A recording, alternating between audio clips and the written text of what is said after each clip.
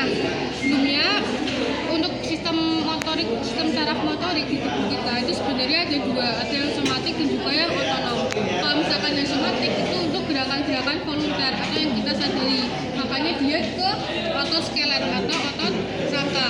Tapi kalau misalkan yang otonom itu yang involunter atau yang kita nggak sadar, ada yang simpatis dan juga parasimpatis. Sebenarnya untuk satu lagi itu ada yaitu sistem saraf enterik, yaitu yang buat pencernaan, karena dia berbeda dengan parasimpatis dan juga simpatis. Tapi dari sistem saraf enterik itu juga mendapatkan bantuan regulasi dari sistem saraf otonom. Di sini hari ini kita akan bahas yang sistem saraf otonom. Oke, nah sebelum itu kita tuh harus memahami dari struktur-struktur di medula spinalis. Yang pertama itu adalah dari ganglion radix posterior, kemudian akan menuju ke radix posterior, jadi yang ini radix anterior, kemudian akan ke hornnya atau ke cornunya, ada cornu posterior sama cornu anterior. Pokoknya untuk lebih mudah mengidentifikasinya, kalau misalkan yang anterior dia itu lebih lebar, kalau yang posterior lebih runcing. Kemudian untuk medula spinalis itu dia menjadi 3 bagian, yaitu funiculus. Jadi funiculus yang anterior, funiculus yang lateral, sama funiculus yang posterior. Dan dia ada pemisahnya juga untuk kanan dan juga kiri, yaitu ada visualnya sama ada sulcusnya. Dan di bagian tengahnya ada canalis centralis untuk aliran dari ACS. Oke. Dia ada perjalanan rangsal, yang mana sebenarnya tubuh kita itu kan setiap saatnya harus mempertahankan dari homeostasis tubuh. Nah, makanya setiap ada stimulus dari luar yang masuk ke tubuh kita, itu kan pasti akan diterima oleh reseptor.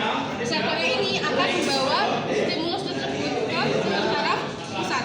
Nah, yang membawa itu apa? Yang membawa adalah dari sistem saraf tepinya. Kemudian sampai ke sistem saraf pusat, dari medula spinalis akan diserahkan ke otak, agar otak itu bisa mengirimkan respon dari stimulusnya. Nah, responnya itu akan dibawa turun lagi lewat ke sistem saraf tepi ke efektornya. Nah, tapi ada satu mekanisme yang dia itu tidak sampai ke otak, yaitu mekanisme refleks, yang mana dia seharusnya akan sinyalnya itu dari medula spinalis dibawa ke otak, kemudian turun lagi ke medula spinalis ke efektornya.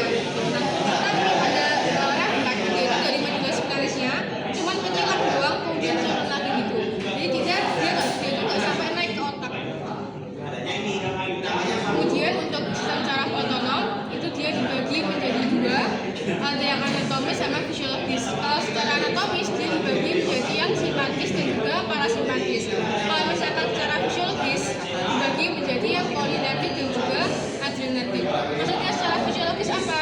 Di sini kita melihat dari perbedaan neurotransmitter yang ditransmisikan. Nah, ini yang secara fisiologis. Kalau misalkan yang saraf kolinergik, dia itu akan mentransmisikan neurotransmitter berupa asetilkolin. Kalau misalkan yang adrenergik, dia neurotransmitternya adalah epinefrin atau norepinefrin. Nah, berdasarkan neurotransmitternya, reseptornya itu juga beda. Kalau misalkan asetilkolin, dia reseptornya ada nikotinik sama muskarinik. Kalau misalkan yang adrenergik, dia dibagi menjadi alpha adrenergik sama beta adrenergik. Makanya ada obat namanya beta blocker. Itu yang diambil adalah dari reseptor beta adrenergik. Kemudian untuk bedanya dari somatik dan otonomnya, pertama dari organnya atau efektornya. Kalau misalkan yang somatik karena dia gerakan volunter, dia akan ke otot skelet atau otot rangka. Sedangkan kalau yang otonom, kan dia kita nggak sadar tuh. Berarti dari otot jantung, otot polos, sama kelenjar. Nah, selain itu juga ada perbedaan di saraf-sarafnya. Kalau misalkan yang somatik, dia itu hanya memiliki 1 saraf saraf. Kalau misalkan yang otonom, dia ada 2 saraf saraf. Kenapa? Karena yang otonom itu memiliki ganglion. Karena dia ada ganglionnya, dia dibagi menjadi saraf yang preganglionik dan juga yang postganglionik. Nah, kenapa sih kok yang otonom ini dia butuh ganglion, sedangkan yang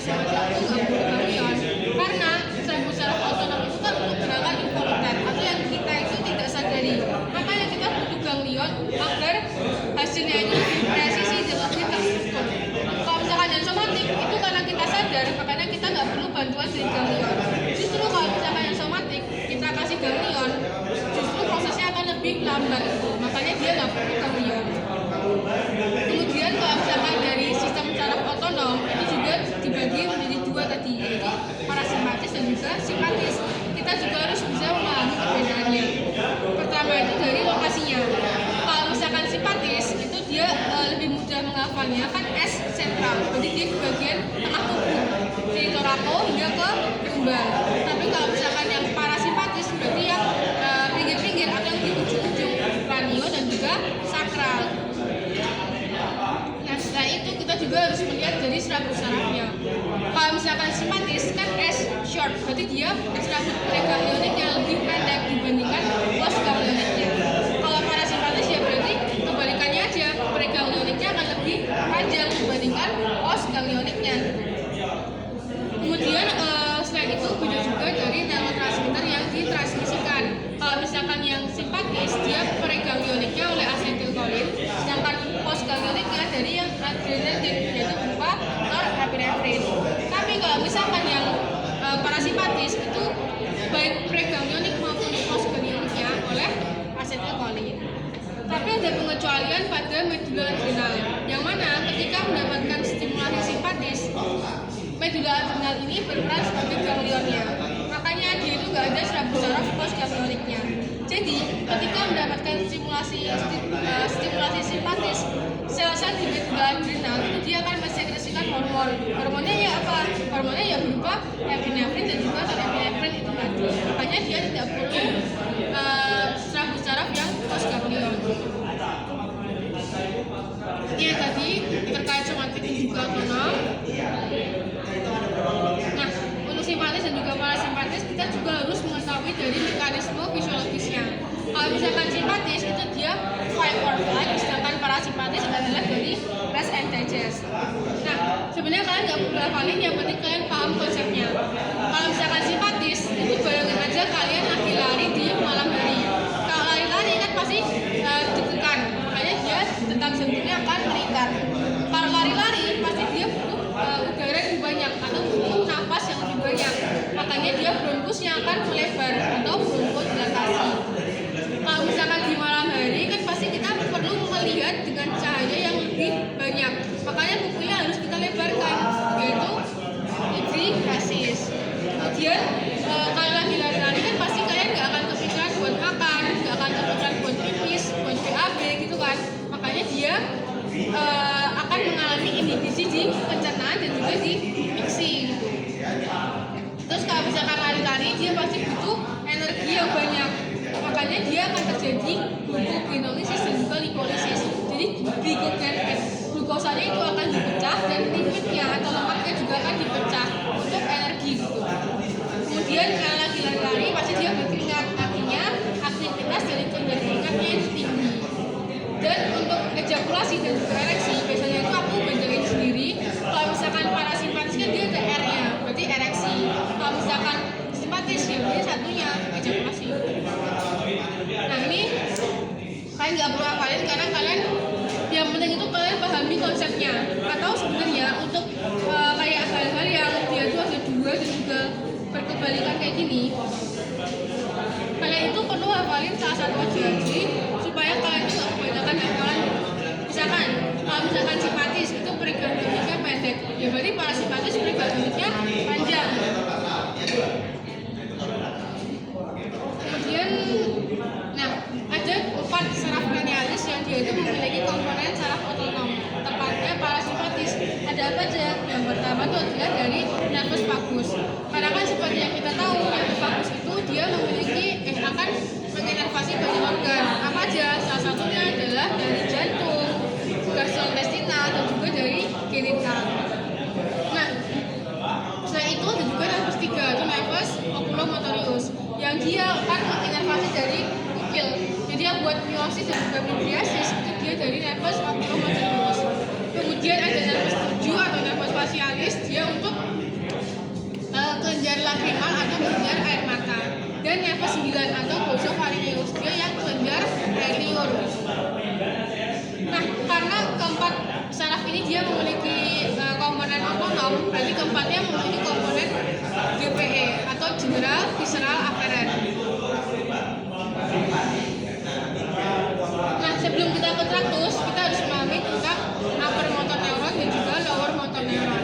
Kalau misalkan upper motor neuron, namanya aja upper, berarti dia dari otak atau dari korteks cerebri hingga ke medulla spinalis, tepatnya di cornu anterior medulla spinalis. Kemudian dari cornu anterior medulla spinalis ini hingga ke bawah atau hingga ke efektornya itu termasuk dari lower motor neuron.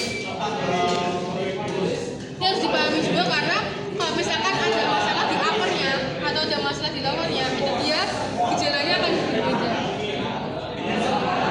Nah, kemudian ada deep atau dorsal afferent, ventral afferent. Kalau misalkan kayak gini berarti kalau misalkan motor itu dia di anterior atau posterior. Ventral itu anterior atau posterior? Anterior. Jadi kalau yang motorik dia tuh cornu anterior. Kalau yang sensorik dia ke cornu yang posterior. Nah, maka dari itu selanjutnya adalah dari frontus ascendens atau yang sensorik. Ada tiga, ada spinothalamikus yang lateral, spinothalamikus yang anterior, sama posterior columna medial hemisphere. Fungsinya dulu, kalau misalkan yang lateral dia itu untuk nyeri dan juga suhu. Kalau misalkan yang anterior dia itu untuk sensasi ringan dan juga tekanan. Kalau misalkan posterior columna medial hemisphere dia itu untuk proprioceptif atau untuk diskriminasi, getaran dan juga sensasi sadar sendiri. Jadi misalkan ada yang menyentuh kalian di sini, nah kalian bisa merasakan sentuhannya itu karena dari spinothalamikus yang anterior. Tapi kalian bisa tahu bahwa sentuhannya itu lokasinya di sini karena dari yang posterior columna medial hemisphere. Nah, untuk perjalanannya, kalau misalkan yang spinothalamikus itu dia keduanya reseptornya ada di ujung saraf bebas. Kemudian dari ujung saraf bebas akan dibawa ke sel badan neuron satunya di raga lengan cortex posterior. Kemudian dibawa ke substansia dan bisa baru ke thalamus.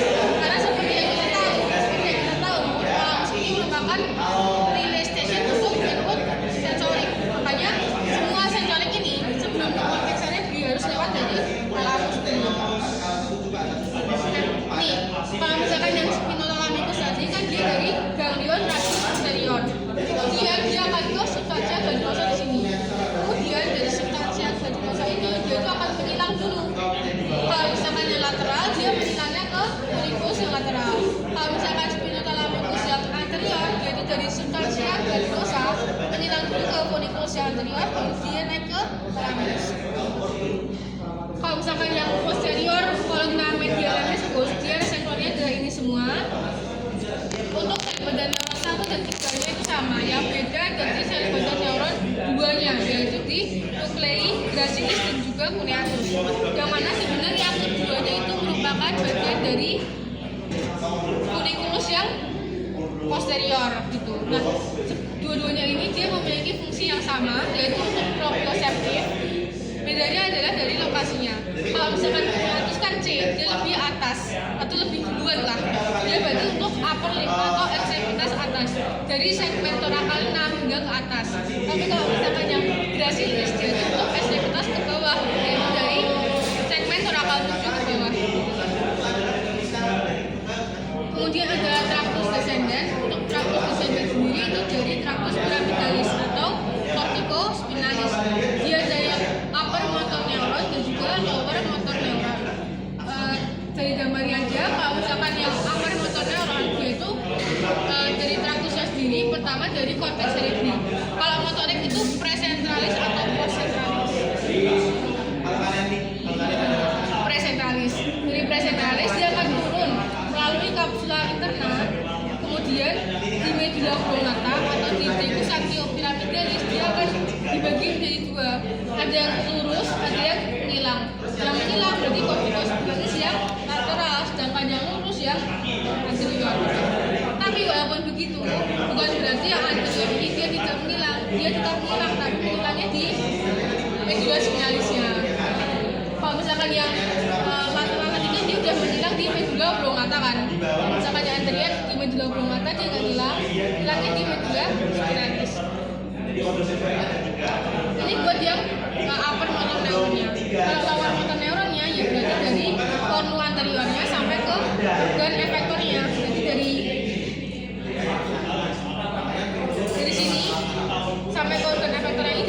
ke